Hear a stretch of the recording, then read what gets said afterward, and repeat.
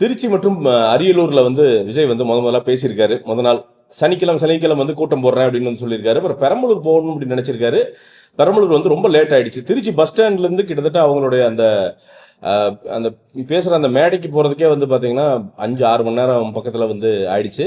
இவங்க எல்லாம் வந்து பார்த்திங்கன்னா ஒரே ரூல்ஸு திமுக கவர்மெண்ட்டு அடடா போஸ்டர் வைக்கிறதுக்கு 1ஆம் நம்பர் 2ஆம் நம்பர்னு வந்து பார்த்திங்கன்னா கீழே வந்து போட்டிருக்கணுமா.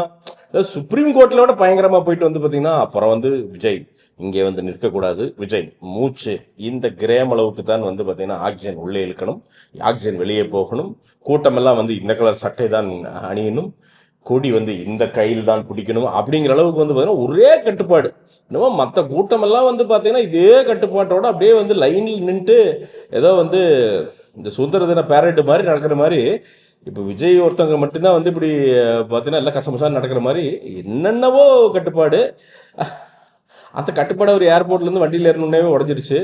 ஒரு வேலையும் ஆகலை. அதுக்கப்புறம் அவங்க பாட்டுக்கு வந்து பார்த்திங்கன்னா மக்கள் அப்படியே வந்து ஒரு ஊர்வலம் கிட்டத்தட்ட ரோட் ஷோ மாதிரி வந்து ஒரு எக்ஸ்டெண்டட் ரோட் ஷோ மாதிரி ஒரு 5 மணி நேரம் வந்து வெறும் திருச்சி மட்டும் சமைக்கல, மொத்தம் தமிழ்நாடு வந்து அந்த லைவை பார்த்து சமைச்சுது. இதுதான் உண்மை. என்ன உடனே வந்து இதெல்லாம் அரசியலுக்கு பெருமையா, இது நடிகைகளுக்கு கூட தான் இந்த கூட்டம் கூடும், இவங்களுக்கு தான் அந்த கூட்டம் கூடும், ஏன் வந்து வாட்டர்மெலன் ஸ்டாருக்கு தான் அந்த கூட்டம் கூடும், ஏன் வர சொல்லு பார்ப்போம்.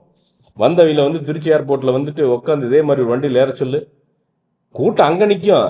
எத்தனை பேர் வருவாங்க, அதுக்கப்புறம் எவ்வளோ பேர் வெயிலில் வந்து அப்படி நிற்பாங்க. இப்போ இதெல்லாம் நிற்கிறது நல்லது அப்படின்னு சொல்ல வரல. ஆனால் எந்த அளவுக்கு வந்து அதில் சில பிரச்சனைகள் இருக்குதோ அந்தளவுக்கு என்னென்ன பாசிட்டிவ் அப்படின்னா, ஒரு மக்கள் தலைவனை காத்து பார்க்கிற வந்து அவ்வளோ ஒரு பெருங்கூட்டம் கூடியிருக்கிறது உண்மைதானே, அதை மறுக்கவே முடியாது இல்லைங்களா. அதை வந்து என்னென்னா பார்த்தீங்கன்னா இவங்களுக்கு வந்து கொள்கையே இல்லை, இவங்க வந்து அரசியல் படுத்தப்படாத கூட்டம் அப்படிங்கிறது. அரசியல் 75 வருஷமாக படுத்தி தான் நீங்கள் வந்து எங்களை போட்டு படுத்தி எடுக்கிறீங்க. இப்போ நீங்கள் எல்லாருமே அரசியல் படுத்தப்பட்டவங்க தானே, இந்த கட்சியில் இருக்கவங்க எல்லாருமே. என்னென்னா ஒருத்தன் அரசியல் படுத்தப்பட்டு கிட்னி ஆட்டையை போடுறான், அரசியல் படுத்தப்பட்டு மணல் ஆட்டையை போடுறான், அரசியல் படுத்தப்பட்டு மலையை 2ஆக புழக்கிறான், அரசியல் படுத்தப்பட்டு ஒரு ப்ளீச்சிங் பவுடர் கரெக்டாக போடுறான் அப்படின்னா அதில் பவுடர் கலந்து போட்டு அதில் சுகாதார கேடை விளைவிக்கிறான். இவெல்லாம் அரசியல் படுத்தப்பட்டவன் தானே. இவெல்லாம் சரியாக அரசியல் படுத்தப்பட்டு சரியான அரசியல் நீங்கள் பண்ணியிருந்தீங்கன்னா விஜயுடைய தேவை எதுக்கு? அவர் ஸ்பீச்சில் என்ன சொல்கிறாரு, உங்களுக்கு தான் ஓட்டு போட்டேன்னு ஓப்பனாகவே சொல்கிறாரு அவர். நீங்கள்லாம் நல்லாட்சி தந்துருவீங்க, எல்லாம் தமிழ்நாடு மாறி இருக்குன்னு நினச்சிதான் ஓட்டு போட்டேன், ஆனால் இந்த பண்ணுறீங்களா அப்படின்ட்டு தான் ஸ்பீச் ஆரம்பிக்கிறாரு. அப்போ நீங்கள் அரசியல் அந்த படுத்திருக்கீங்க. அதனால் சும்மா எப்போ பார்த்தாலும் பார்த்தீங்கன்னா ஒருத்தர் பேசினா தற்கூரி அதாவது இதாவதுங்கிறது அதெல்லாம் கிடையாது. இப்போ தானே ஆரம்பம், இன்னைக்கு தானே முதல் சனிக்கிழமைக்கே இப்படி கதறினா எப்படி? இன்னும் சனிக்கிழமை இருக்குது. எனக்கு தெரிஞ்சு இந்த வர்ற சனிக்கிழமையெல்லாம் பர்மிஷன் தரமாட்டேங்கன்னு நினைக்கிறேன்.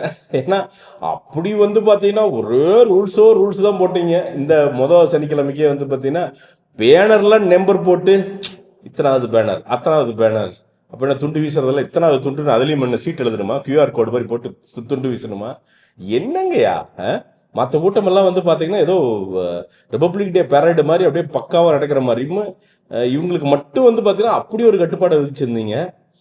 விஜயோடைய பேச்சு ஆக்சுவலாக திருச்சியில் பேசினார், அது வந்து சரியாக கேட்கல, ஆடியோ இஷ்யூஸு. அதை கண்டிப்பாக வந்து நிர்வாகிகள் வந்து இதெல்லாம் இந்த மாதிரி ஒரு முக்கியமான பேச்சு இதுக்கெல்லாம் வந்து பார்த்தீங்கன்னா வரிசையாக வந்துட்டு இந்த காரில் வர்றது அப்படின்ட்டு அப்படி போஸ்ட் கொடுக்குறது ரீல்ஸ் பண்ணாமல் இதெல்லாம் வந்து நிர்வாகிகள் வந்து சரியாக பார்த்துக்கணும். திருச்சியில் வந்து ரொம்ப முக்கியமாக அவர் வந்து மணல் கொள்ளை பற்றியெல்லாம் வந்து பேசினார். அதெல்லாம் வந்து கரெக்டாக மக்களுக்கு போய் சேர்த்துருக்கணும், அது சேரலை. அதுக்கு வந்து கண்டிப்பாக நிர்வாகிகள் தான் தப்பு. ஆனால் அரியலூரில் அதுக்கு சேர்த்து வந்து பேசினார் அப்படின்னு வந்து நிச்சயமாக சொல்ல முடியும். ரொம்ப தெளிவாகவே பேசினார். இப்போ உடனே அதுக்கு என்ன அப்படிங்கிறீங்கன்னா, பார்த்தீங்களா, மனசுலேருந்து வரணும். எதனாலும் வந்து பேசுறது 1.5 மணி நேரம். ஐயா நம்ம 15-20 வருஷமாக அரசியலில் பேசிக்கிட்டே இருக்கோம்யா, அதனால் வரும்யா, வந்துகிட்டே இருக்கும்யா. ஏன்னா நமக்கு 24 மணி நேரம் வேலை. அவர் இப்போ தான் வந்திருக்காரு, தான் அரசியல் பழகி உள்ளே வர்றாரு. அப்படிங்கிறப்ப அது சரியாக பேசணும்னு நினைக்கிறாரு. வார்த்தைக்கு சொந்தம் அவர் தானே, கரெக்டு தானே. என்ன பேசினாலும் அது பேப்பரை பார்த்து பேசினாரோ இல்லை போர்டில் எழுதி பேசினாரோ எப்படி பேசினாலும் அவர் சொல்கிற விஷயத்துக்கு அவர் தான் வந்து பொறுப்பு இல்லையா? அது பொறுப்புணர்ந்து தானே பேசுகிறாரு. அப்போ அது போதும், அது இருந்தாலே போதும். அதனால் நீங்கள் ரொம்பலாம் வந்து பார்த்தீங்கன்னா அப்படியே வந்து எதுகை மோனையாக வந்து பார்த்தீங்கன்னா கண்ணே மணியே கலைமானே காப்பியமே அப்படின்லாம் வந்து 1.5 மணி நேரம் பேசி நீங்கள் இம்ப்ரெஸ் பண்ணி இது என்ன பேச்சு போட்டியாக நடக்குது? கிடையாதுல்ல. மக்கள் பிரச்சனை மக்களுக்கு புரியுற மாதிரி பேசினா போதும். அது பேப்பரை வச்சு பேசினாலும் ஒன்றும் பிரச்சனை இல்லை. அப்போ அரியலூர் பிரச்சனையும் வந்து பேசுறாரு. இப்போ நான் அரியலூர்ல வந்து அவர் என்ன தங்கி அப்படியே வாழ்றாரு அப்படியே கிடையாது இல்லை. அரியலூர் விஜய் பிறந்து அப்படியே வாழ்ந்தோம். மெட்ராஸில் அவங்க இருக்கிற ஈசிஆரில் கேட்டால் நம்ம சொல்லுவோம். நான் சொல்கிறேன் சாதாரண பொதுஜனம் சொல்கிறேன். நான் இப்போ ஒரு கோயம்புத்தூரில் இருக்குது, இப்போ ஒரு கோயம்புத்தூரில் இருக்கிற இஷ்யூ கேட்டால் எனக்கு ஓரளவுக்கு தெரியும். எல்லா ஊர்லேயும் இருக்கிற இஷ்யூவெல்லாம் நமக்கு தெரிகிற அளவுக்கு நம்ம இன்னும் பெரிய என்சைக்ளோபீடியாவா?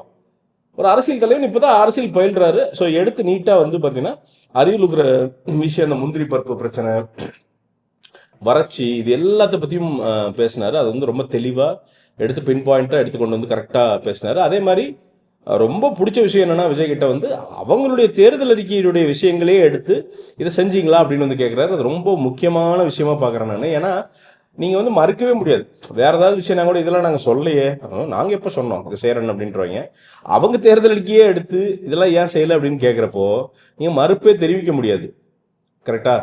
அதை வந்து ரொம்ப சூப்பராக பண்ணுறாரு விஜய். இன்னுமே வந்து பார்த்தீங்கன்னா ஒவ்வொரு அந்த தொகுதிகளுக்கும் வந்து போகும்போது வந்து இன்னும் அதை ஷார்ப் பண்ணுவார்னு நினைக்கிறேன். எனக்கு தெரிஞ்சு ஒரு 5-6வது ஸ்பீச்சில் அவர் வந்து ரொம்ப இதுலேயே பாருங்கள், அரியலூர் ஸ்பீச்லேயே வந்து ரொம்ப நேச்சுரலாக அழகாக நிறுத்தி ஒரு கை தட்டுறாங்களா, ஒரு தேங்க்ஸ் சொல்லி ஒரு மாதிரி ரொபாட்டிக்காக இருந்தது அதுக்கு முன்னாடிலாம். அது அப்படியே நேச்சுரலாக மாறுவார்.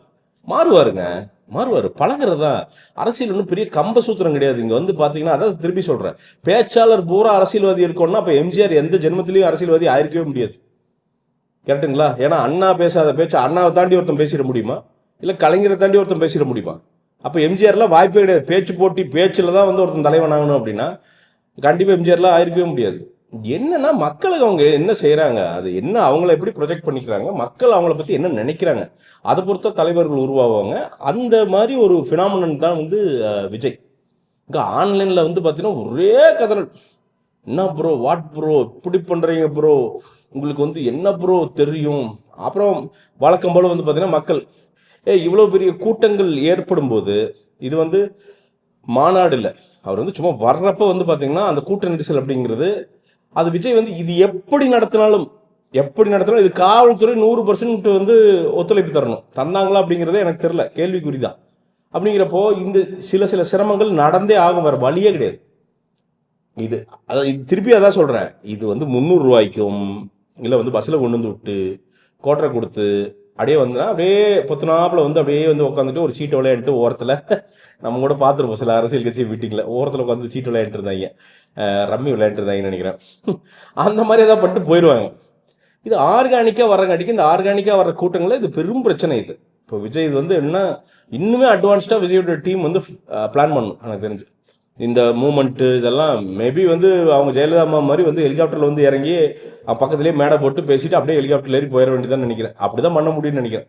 ஏன்னா உண்மையாலுமே அவ்வளோ கூட்டம் கொடுது. அதுக்கு வந்து இவங்க போட்டு பார்த்தீங்களா, கூட்டம் இல்லை. ஓ என்னையா பேசுறீங்க, அந்த மேடை கிட்ட இல்லையா கணக்கு பாரு, அங்கிருந்து இங்கே வர்ற வரைக்குமே அப்படியே கலையாமல் ஒரு 25,000-30,000 பேர் அப்படியே வந்துட்டே இருக்காங்க. இன்னும் விளையாட்டாது, மக்கள் தலைவனுக்கு நடக்கிற ஒரு விஷயம் நடக்குது. அது ஏற்றுக்க. நாளைக்கு வந்து அவர் இது ஓட்டா மாறுமா, இது வந்துடும். இதெல்லாம் வந்து எல்லாரும் நடிகரை பார்க்க வருவாங்க அப்படின்னு ஆத்துறது. சிரஞ்சீவிக்கு அன்னைக்கு கட்சி ஆரம்பிச்சப்ப எவ்வளவு கூட்டம் கூடிச்சு தெரியுமா? அப்புறம் சிரஞ்சீவிக்கு என்ன, சிரஞ்சீவி கட்சி ஆரம்பிக்கிறப்ப அன்னைக்கு வந்து சோசியல் மீடியா கிடையாது, இவ்வளவு மீடியாவோட ரீச் கிடையாது. அன்னைக்கு வந்து மக்கள் வந்து பார்த்தீங்கன்னா அறியாமையில் இருக்கா, தான் பெரிய சூப்பர் ஸ்டார் அவர் சிரஞ்சீவி, அதனால போனாங்க. இன்னைக்கு 2025ங்கிறப்ப நீ தமிழ்நாட்டை பற்றி பேசிட்டு இருக்க, முதல்ல தமிழ்நாட்டை பற்றி பேசு.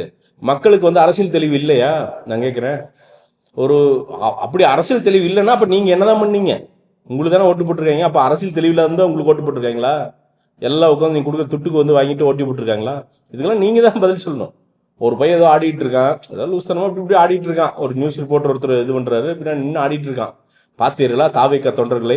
அவன் தாவேக்கா தொண்டர் என்ன பிறந்தோன்னே ஆனானா? கட்சியே 1.5 வருஷம் தான் இருக்கு. அப்போ அதுக்கு முன்னாடி அவன் தமிழகத்தில் ஒரு ஜனம் தானே, பிரஜை தானே. அப்போ அவனை வந்து அப்படி புரியாத ஒருத்தனா வச்சிருந்தது யாரு? நீங்க தான். கரெக்டா? மக்களுக்கு ஒழுக்கம் இல்லை.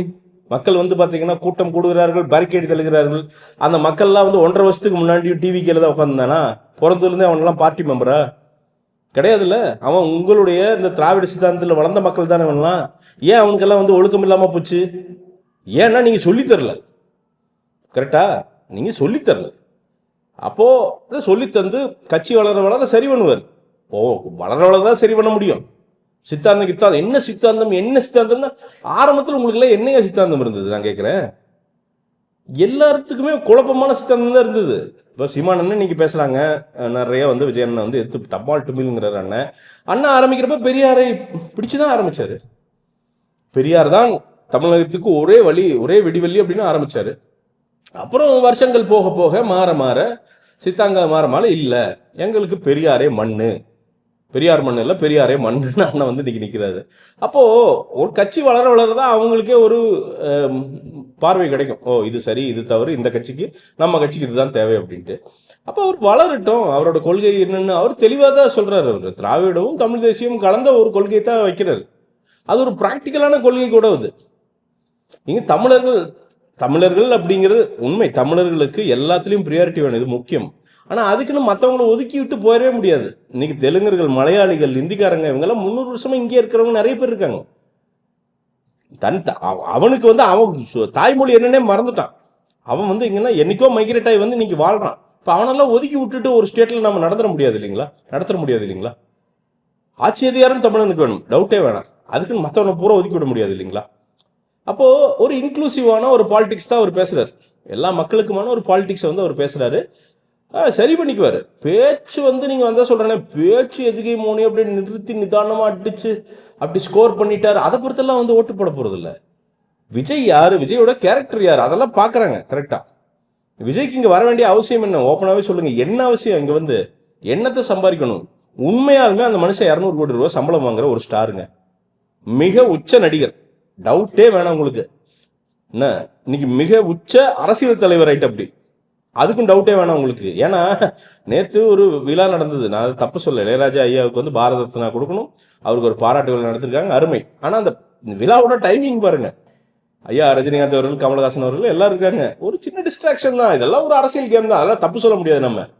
என்ன ஒரு அணியாவே திரண்டு அந்த பக்கம் நிற்கிறாங்க, இந்த பக்கம் விஜய் மட்டும் ஒரு ஆள் நிற்கிறா அப்படி. அதுக்கு ஒரு தில்லு வேணும் இல்லைங்களா? உண்மையாலுமே செம்மையாக சம்பாதிக்கிற ஆளுங்க. என்ன இன்னொரு 10 படம் பண்ணோம்னா 2000 கோடி ரூபா கையில் இருக்க போகுது. இதான் டேக்ஸ் கட்டுறாரு, கட்டிட்டு ஜாலியாக உக்காந்துட்டு அரசியல்வாதிகள் மாதிரி ஏதோ ஒரு தீவு யாச்சு என்ன ஏதோ ஒரு மைன்ஸு ஏதோ ஒன்று வாங்கிட்டு இல்லை ஜாலியாக வந்து பார்த்தீங்கன்னா ஏதோ ஒரு கட்டடங்கள் கட்டி விட்டு வாடகையை வாங்கிட்டு படுத்து தூங்கிடலாமே. யார் என்ன சொல்ல போகிறா? எதுக்கு மக்களுக்கு வரணும்? என்னன்னா நம்மளை மாதிரியே அவரும் வந்து நினைக்கிறாரு, ஒரு மாற்றம் வேணும் அப்படின்னு நினச்சி ஒரு முயற்சி பண்ணுறாரு. இது நாளைக்கு தோத்தே போகலாம். ஆனால் ஒரு முயற்சி பண்ணுற அப்படி இல்லை, களத்தில் நிற்கிறாருல, களத்தில் தான் நிற்கிறாரு. என்ன போய் சந்தில் நிற்கலையே, ஐயோ வந்தா ஐயோ அரசியல் அப்படின்னு நினைக்கல. வந்தால் தாங்க பழக முடியும். என்ன கரையில் உட்காந்துக்கிட்டே கடல் ஆளான்ட்டு இருக்கிறவனுக்கு இறங்கி அடிக்கிறான் பாருங்க நீச்சல், அவன் செத்து போனாலும் அவன் தான் இவனோட அவன் கிரேட்டு. துணிஞ்சு இறங்குறான், ஆமாம் அப்படிதான் இருக்கும். துணிஞ்சு இறங்கி தான் அடிச்சு ஆகணும். அடிக்க பழகும், நீச்சல் தெரியும். அப்புறம் சுறா மீன்கள் வரும், பெரிய பெரிய திமிங்கலங்கள் வரும், எல்லாம் போராடி அந்த பக்கம் கரை சேரணும். அதான் அரசியல். அப்படித்தான் எல்லாரும் வந்தாங்க. எல்லா அரசியல் தலைவர்களும், ஐயா கலைஞர்லேருந்து அம்மா ஜெயலலிதாலேருந்து இவங்கெல்லாம் என்ன பிறப்பாளன அரசியல்வாதிகளா என்ன? நாடகத்தில் இருந்தவர், நீங்கள் நடிகாக இருந்தவங்க எல்லாம் வந்து அரசியல் பழகி தான் மேலே வந்தாங்க. விஜயும் வருவார், நிச்சயமாக வருவார். நேற்று இருக்க ஸ்பீச்லேயே அது வந்து நல்லா எவிடென்ட்டாக வந்து நிறைய விஷயங்கள் வந்து பார்த்தீங்கன்னா ரொம்ப பாசிட்டிவாக மக்களுக்கு வந்து அழகாக வந்து கனெக்ட் பண்ணி ரீச் பண்ணுறாரு. அதனால் இது ஒரு அரசியல் சுனாமியின் ஆரம்பம். இந்த கூட்டணி இது எல்லாமே என்னென்னா மெரிட் தாங்க. நீங்கள் மெரிட், மக்களுடைய சப்போர்ட் அப்படிங்கிறதான் மெரிட் அரசியலை பொறுத்த வரைக்கும். அது இருக்குது அப்படின்னு எல்லா அரசியல் கட்சிகளும் ஃபீல் பண்ண ஆரம்பிச்சிருச்சு அப்படின்னா ஆட்டோமேட்டிக்காக கூட்டணி பேச ஆரம்பிச்சிருவாங்க. இவ்வளோதான். நாம் இன்னைக்கு நினைக்கிற எல்லா ஈக்குவேஷனுமே தவிடுபடி ஆகும். இன்னைக்கு வந்து பார்த்தீங்கன்னா அதிமுக 35%, அது 45% அப்படின்னு இந்த பர்சன்டேஜ் எல்லாம் பேசிகிட்டு இருக்கோம்ல. என்ன இது சும்மா நம்பருக்காக சொல்கிறேன், நான் எனக்கு எக்ஸாக்ட் நம்பர்லாம் தெரியாது. இல்லை சொல்கிறேன், ஓட் பேங்க், அந்த பேங்க்கில் வந்து பார்த்தீங்கன்னா இத்தனை ஓட்டு இருக்குது, திமுக இருக்குது, இந்த ஓட்டை உடைக்கவே முடியாது, அதெல்லாம் ஒன்றும் கிடையாது. அதெல்லாம் அப்படிலாம் ஒன்றுமே கிடையாது. மக்கள் மாற்றம். ஏன்னா அப்படி ஒரு ஈக்குவேஷன் இருந்தது அப்படின்னா அரவிந்த் கெஜ்ரிவால் அப்படிங்கிற ஒரு மனிதன் எந்த ஜென்மத்திலையும் முதலமைச்சர் ஆயிருக்கவே முடியாது, டெல்லி முதல்வர் ஆயிருக்கவே முடியாது. நீங்கள் பஞ்சாப்லேயே அவங்க ரூல் பண்ணுறாங்க. ஸோ மக்கள் நினச்சா மாற்றம் அப்படிங்கிறது ரொம்ப ஒரு 6 மாதம் மாற்றி போட்டுருவோம்டா வந்துடும் அப்படின்னு நினச்சா 6 மாதத்தில் நடந்துடும். அதனால் ஒவ்வொரு இல்லை கமலஹாசனுக்கு இதை விட கூட்டம் வந்தது, அதை வந்து வருங்க. அந்த சினாரியோ வேற, இந்த சினாரியோ வேற, அவ்வளோதான். கமல் சாருமே இன்னும் பிடிவாதமாக இருந்திருந்தாருன்னா இன்னும் ஏதோ ஒரு விஷயங்கள் நடந்திருக்கும். அதனால் ஒருத்தர் வந்து ஜஸ்ட் பிகாஸ் ஒரு நடிகர் வந்தார், அது வந்து பெருசாக நடிக்கல போகலை அப்படின்னா, இப்போ அதுக்கு முன்னாடி சிவாஜி அவங்க கூட தான் அரசியலுக்குள்ளே வந்தாங்க, பெருசாக பண்ண முடியல. அதையும் இதையும் கம்பேர் பண்ண வேண்டிய அவசியம் கிடையாது. அப்படி பார்த்தா எம்ஜிஆர் நடிகர் தான். அப்புறம் அவர் மட்டும் இப்படி பொன்மன செம்மலானார். அப்போது ஒவ்வொருத்தனுக்குள்ளே இருக்கிற ஃபயர் தான் முடிவு பண்ணுமே தவிர, அவன் எந்த ஃபீல்டில் எந்த துறையிலேருந்து வர்றான் அப்படிங்கிறதெல்லாம் வந்து அவனோட வெற்றி தோல்வியை வந்து முடிவு பண்ணாது. நிச்சயமாக திமுக அரசாங்கத்துக்கு ஒரு சிம்ம சொப்பனம், டவுட்டே வேணாம் உங்களுக்கு. சரியான சிம்ம சொப்பனம். இனி வரும் எனக்கு தெரிஞ்சு அடுத்த கூட்டங்கள்லாம் வந்து பார்த்தீங்கன்னா இந்த கூட்டத்தோட ஏதாவது வச்சுக்கிட்டு நடத்தக்கூடாது அப்படிங்கிறதுக்கான எல்லா முயற்சியும் வந்து பயங்கரமாக எடுப்பாங்க. ஏன்னா மக்கள்கிட்ட பயங்கரமாக போய் ரீச் ஆகுறாரு. மக்கள் வந்து இதை பேசு பொருளாக ஒரு சனிக்கிழமை நடத்தாலே போதும், அடுத்த சனிக்கிழமை வரைக்கும் வந்து நீங்கள் இதை பற்றி தான் பேசி ஆகணும், வழியே கிடையாதுரா அப்படிங்கிற ஒரு சூழ்நிலைக்கு வந்து கொண்டு போயிட்டு வந்து எதிர்கட்சியில் அவர் எதிர்த்து நிற்கும் கட்சியில் கொண்டு போய் தள்ளுறாரு. இவனுக்கு முய்யோன்னு கதறிட்டு இருக்காங்க. But Vijay is an unstoppable ஃபோர்ஸுங்க, வேறு வழியே கிடையாது. Vijay is an unstoppable force. அது வரும் காலங்களில் இன்னும் வளர தான் செய்யும் அப்படின்னு நான் நினைக்கிறேன். இன்னும் ஒரு வீடியோவுடன் உங்களை சந்திக்கிறேன். நன்றி, வணக்கம்.